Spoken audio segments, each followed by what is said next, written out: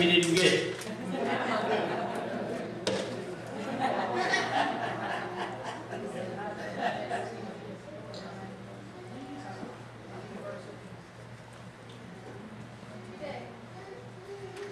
If there's just one person that wants to have this, it's just for one person.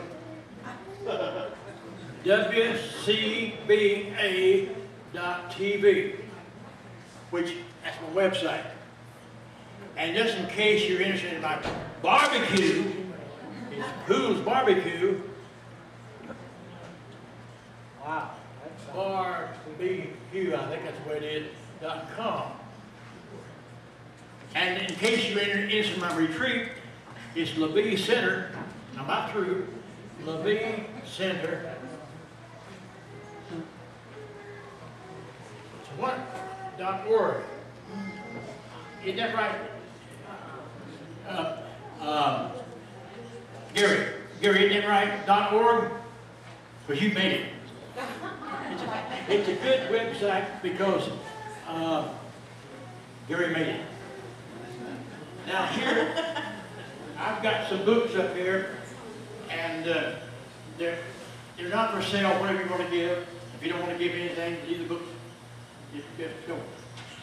Anyhow, I concluded this journey, Rogus, with a description of last year's conference here in this room. Oh, yeah. So that you're in it, Lynn's in it, a bunch of folks are in it. What Oscar don't elaborate enough. You can go to the last chapter, and those of you who were here last year in the conference, this last chapter is a closeout of that conference, and so you can just go in there and read about the theme and what happened last year.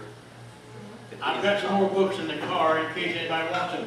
Now, I've got my one book, Speak to It. That's based upon the premise that basic matter seems to have the capacity to respond to a living person. Basic matter, that's a basic matter right there. That's basic matter. Seems to have the capacity to respond to a living person.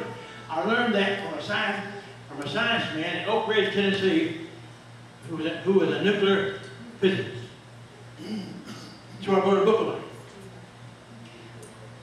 All right, that's about enough for all that. I've got something I want to get to. I want to pay tribute to Lynn Hayes.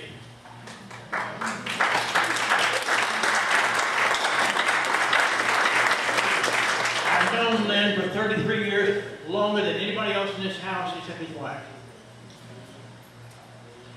I knew him when? I knew him when he didn't know his from a hole in the ground.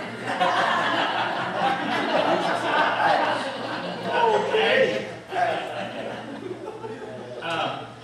But I didn't know much either. In fact, that 20 years later, I found out I didn't know anything. By the way, at that time, he is and was Dr. Oscar Poole. Okay?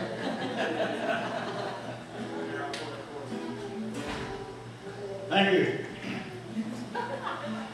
Now, I'm writing a new book, and I'm struggling with it. Many of you will see that I'm involved a little bit in politics.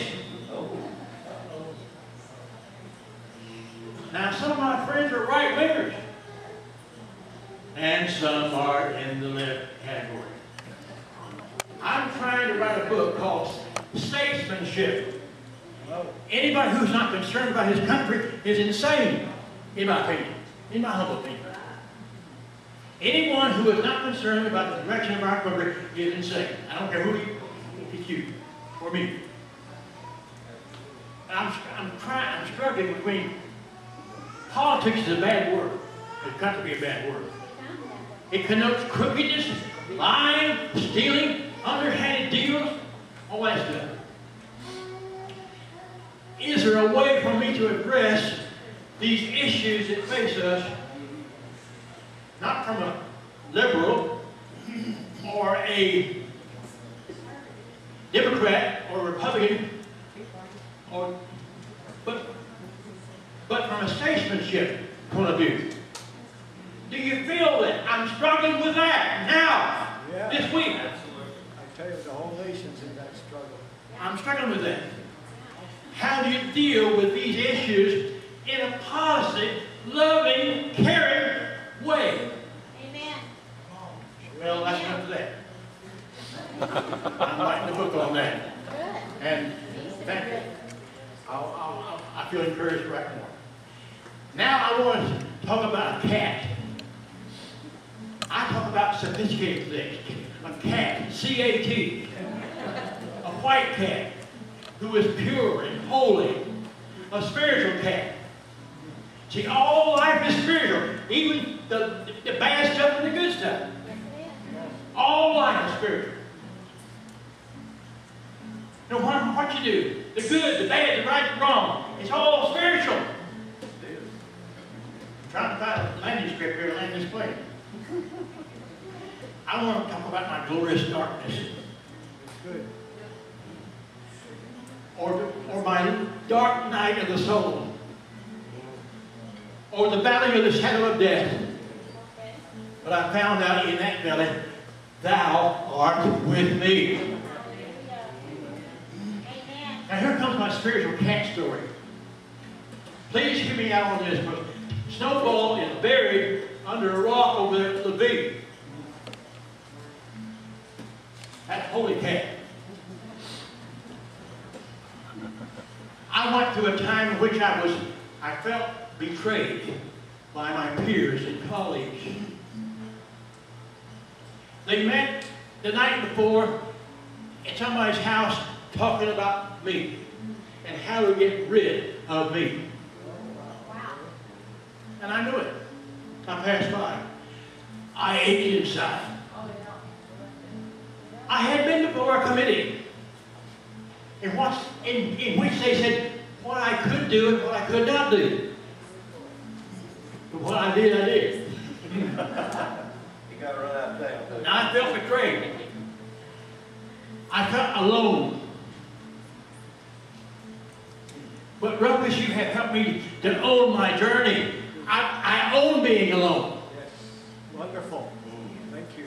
Beautiful. I'm owning up to it. And also today, Ruckus talked about telling your story. I've hid my story. These books right here have not been on display, and they have not been for sale anywhere. And I've choked on myself. I've got something to say. I have a journey. Yeah. And I'm going to tell it. Good for you, man.